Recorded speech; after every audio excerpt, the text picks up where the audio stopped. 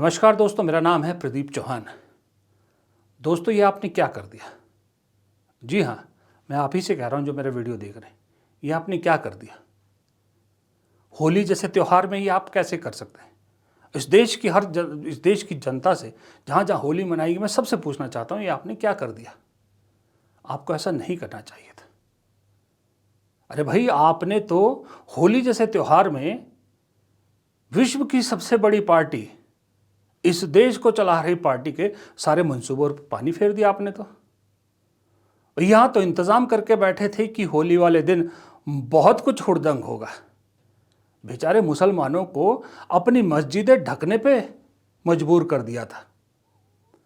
इंतजार करते रह गए वो तो सुबह से शाम तक कि यहाँ से झगड़े की खबर आएगी, वहाँ से फसाद की खबरें आएगी, यहाँ से खबर आएगी कि मस्जिद में घुस के ये कर दिया, वहाँ से आएगी खबर। लेकिन आपने तो कोई मौका ही नहीं दिया।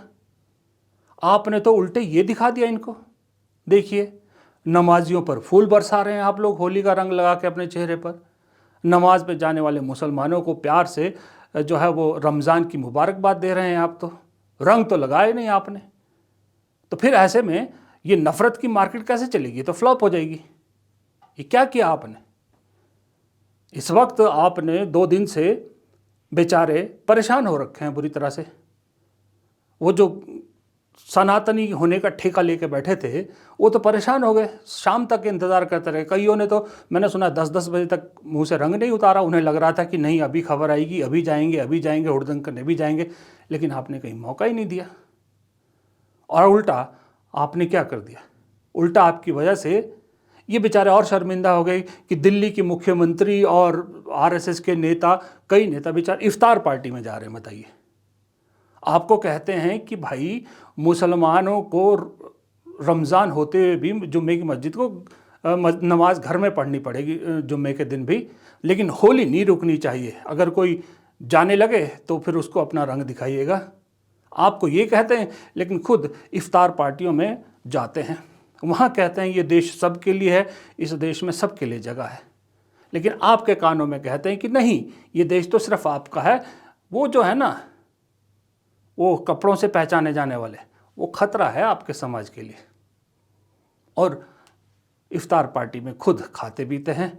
लेकिन आप लोगों ने उनकी बातों में ना आकर फूल बरसाकर शांति से त्यौहार, रंगों के त्यौहार को जैसे मनाना चाहिए था वैसे मनाकर इनकी सारी पोल पट्टी खोल दी। पब्लिक के सामने सच्चाई ला दी आपने, दूसरों को भी कर दिया। आप खुद तो मोहब्बत के बाज़ार में नफ़रत के बाज़ार में मोहब्बत की दुकान खोल के बैठ गए। उल्टा आपने राहुल गांधी का बात को सच कर दिया। ये कैसे कर सकते आप? मोदी राज में राहुल गांधी की बात कैसे सच कर सकता है कोई? लेकिन आपने कर दिया। ये अच्छा नहीं किया आपने। मोदी जी बेचारे बहुत परेशान हैं। आपने कपड़ों से पहचान को, आपको कहा था कि कपड़ों से पहचाने जाते हैं। आपने तो कपड़ों से पहचाने जानने के बावजूद रंग की जगह फूल बरसा दिए उन पर। ये गजब कैसे कर दिया आपने? राहुल गांधी को खुशी कैसे दे दिया आपने? कैसे नफरत के बाजार में मोहब्बत की दुकान खोलने दे सकते आप? नहीं देना चाहिए था, क्योंकि ये ठेका उन्हीं के पास है जो दिन में कठमुल्ला कहते हैं, शाम को उनकी इफ्तार पार्टी में जाके पकवान खाते हैं, बढ़िया से एंजॉय करते हैं। आपको धत्ता बताते हैं, आपको बेशर्म बेअक्ल बताते हैं कि जाओ, हमने तुम्हें गधों की तरह हाँक दिया, तुम वहाँ जाओ, हम तो यहाँ ऐश करेंगे। आलम यह है, आप दिन भर जो है वो उनको हड़काते रहे जो इंतज़ार में बैठे थे कहीं कुछ हो, और उनके नेता इफ्तार पार्टी तो करते करते साथ में कहते हैं कि मुसलमानों दिन में 100 बार नमाज़ पढ़ो, लेकिन विज्ञान से भी जुड़ो। वो पढ़ाई लिखाई की बात कर रहे हैं, लेकिन कह रहे हैं नमाज जितनी पढ़नी है पढ़ लो, लेकिन पढ़ो, पढ़ाई लिखाई भी करो, विज्ञान भी करो। आपने एक ही दिन में सारा रंग बदल दिया, सारा हालात बदल दिया, माहौल बदल गया। वो कहना एक फिल्मी डायलॉग है ना, क्या वो मीम सा है ना कि हालात बदल गए, माहौल बदल गया। आपने तो एक दिन में ऐसा कर दिया। कैसे कर सकते हैं आप? वो इसलिए कर सकते हैं आप क्योंकि अंदर से आज भी आप साफ इंसान हैं। ये जो दिमाग में भरा गया था ये टेम्परेरी था।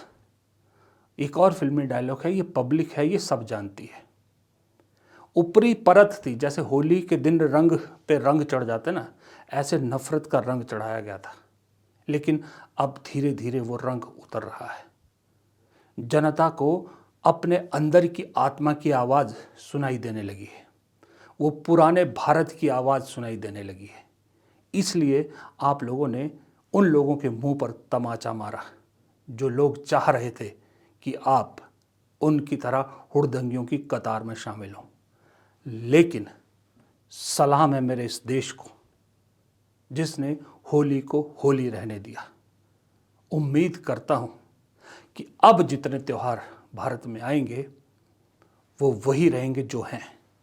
उम्मीद करता हूँ गणेश विसर्जन हो, चाहे दुर्गा पूजा हो, चाहे रामनवमी हो, चाहे दिवाली हो, चाहे ईद हो, चाहे रमज़ान हो, चाहे मुहर्रम हो, ये देश वैसे ही मनाएगा जैसे पहले मनाता था।